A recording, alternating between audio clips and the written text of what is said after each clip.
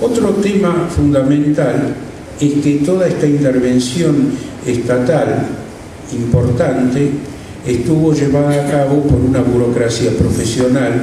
eficiente, por una burocracia independiente, donde por supuesto no estaban ausentes los problemas de entendimiento con el sector privado, de corrupción, etcétera, pero básicamente fue una burocracia profesional, que es uno de los requisitos para una economía donde el Estado tiene una intervención importante. Y como parte de esto hubo una relación entre el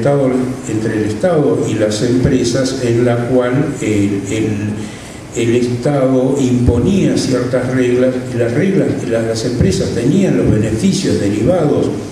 de las políticas públicas, como se ve en el gigantesco crecimiento de los chaebols en Corea y de otras empresas de menor envergadura también, pero tenían que cumplir las exigencias, porque si no podían sufrir el retiro de los beneficios que obtenían de las políticas públicas. De precio no les decía que tenían que hacer esas gigantescas inversiones, por eso las hizo el Estado. Por supuesto, esto como siempre es fácil de decir, pero también cuando un Estado, desafiando el sistema de precios imperante, hace inversiones gigantescas, está jugándose una apuesta muy importante para el futuro, que en el caso uno ve en algunos sectores inclusive hubo grandes éxitos y en otros sectores no tanto. Pues acá hay una externo por un ritmo muy elevado de inversiones que se da en el contexto también a restringir esa benevolencia que les permitía entrar fácilmente al mercado Estados Unidos sin sufrir represalias por las políticas de promoción de exportaciones, por ejemplo, y esto Japón fue uno de los primeros en experimentar lo que se llamaron estos acuerdos de restricción voluntaria, ¿no? Voluntaria entre comillas, de las exportaciones. La imposición del acuerdo multifibra, que restringía las exportaciones de productos textiles desde los países orientales hacia los mercados occidentales también. El factor externo y el factor interno, el aumento de los salarios en Corea, el aumento de la actividad sindical y el aumento del precio del petróleo, por supuesto, que afectó a la economía internacional. La reestructuración de los programas de industrialización, pero que no desaparecieron, sino que se fueron concentrando a través de incentivos más indirectos y más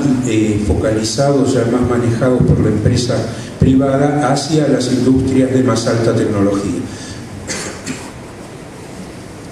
Esto le permitió, digamos, hay una cuestión de las historias de crecimiento que no es solamente coreana, que me hacía acordar cuando el embajador hablaba de la historia del sufrimiento. Es que en las historias de crecimiento uno se encuentra que muchas de las experiencias se lanzaron en situaciones de gran amenaza para los países, ¿no es cierto? Cuando los países sufren una amenaza externa o una amenaza interna, por ejemplo, también el caso de Finlandia, una amenaza de una gran conmoción política interna que fue superada con un acuerdo nacional, con un pacto social que relanzó la economía. Es decir,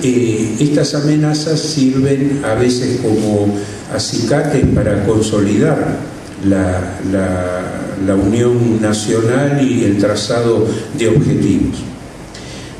Pero también hubo un problema que se va a manifestar después en el año 97, que como producto de la liberalización, Corea también sufre el problema de las burbujas especulativas. Hay un ingreso de capitales de corto plazo que financian burbujas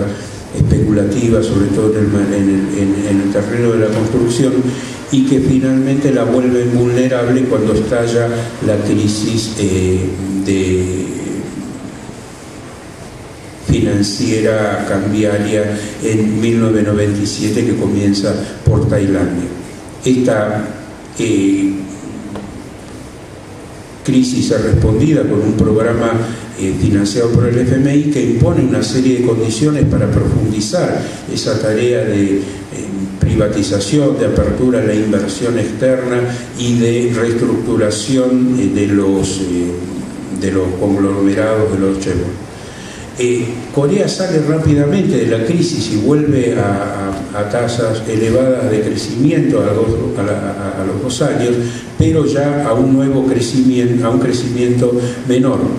Y acá hay una corriente de la cual participa el profesor Chan también, de crítica a estas políticas, pero yo creo que también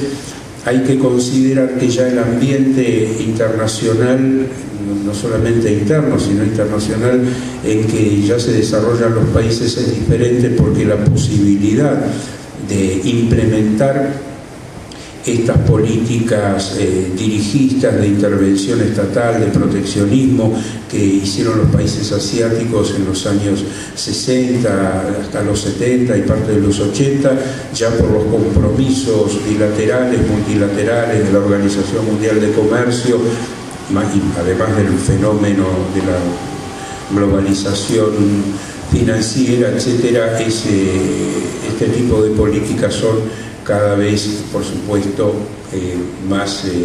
difíciles. Se hacen de forma en la que el gobierno nombra una comisión que va estudiando caso por caso qué empresas hay que privatizar, de qué forma hay que hacerlo, a qué empresas se les otorga la privatización, porque no es que cualquiera se pueda hacer cargo, sino que se va seleccionando, y es todo un largo y administrado proceso que permite que las privatizaciones tengan un grado de racionalidad económica para la economía en su conjunto que no han tenido privatizaciones, por ejemplo, latinoamericanas. Bueno, acá hay un cuadro, esta es una de las razones por las cuales hice antes del cuadro esto, ¿no? El crecimiento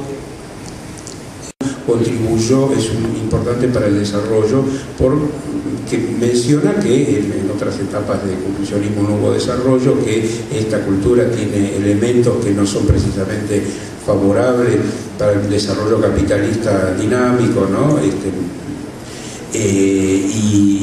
Y confronta, bueno, con otros países que sin tener esta cultura también tuvieron crecimiento. Confronta también con Max Weber y su teoría del protestantismo como elemento decisivo para la implantación del capitalismo en Europa y en Estados Unidos, etc. Bueno, así que respecto a Latinoamérica, en general no es elegante ni es simpático hacer comentarios extremadamente escépticos, pero creo que, para ser honesto, no me cabe la menor, no tengo otra alternativa, porque uno, como economista desarrollista, que puedo definir más o menos así, heterodoxo,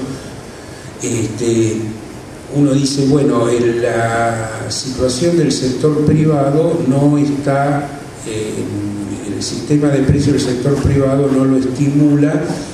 a llevar estrategias que conducen al desarrollo, ¿cierto? Se me ocurre ahora un ejemplo típico